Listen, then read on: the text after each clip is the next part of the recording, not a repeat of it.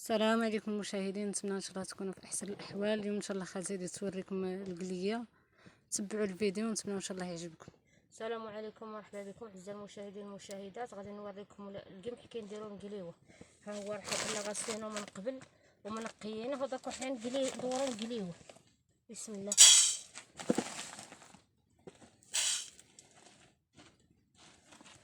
هذه هي الطريقه ديال القليه. هكا كانوا يديروا النساء بكري من تكون المراه حامله ما توجد لا زميتها ولا مردود ولا حتى حاجه ما توجدها. كل حتى النهار اللي تصبح مزيده الا كانت فيها خيمه راجلها تجيب عجوجتها وطفالاتها العيالات اللي يعاونوهم، والا كانت في عند امها ثاني امها تجمع جاراتها وتجيبهم، وحده تبركش وحده تقلي وحده تطحن.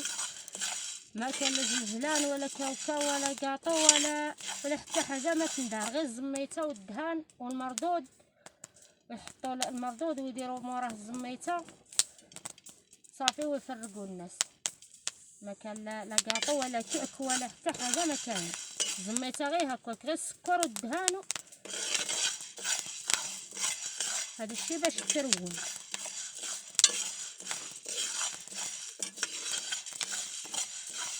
غادي ديري تبقاي تخلطيها حتى تحمر تحمر ونحطها تحمر ونحط. ولا كانت الريحه ديال اليد موجوده يطحنها بنادم في الريحه ديال اليد كما يقولوا الناس. كان اللي يقول لها الريحه ديال الحجره، واللي ما عندوش يديها للريحه اللي فيها زي يطحن ويقومها.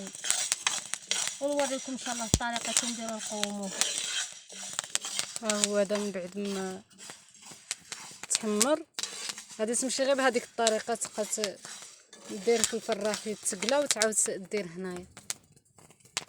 ونتمنوا هذا الشيء يعجبهم، واللي ما يعرفش يدير هاد الطريقه يديرها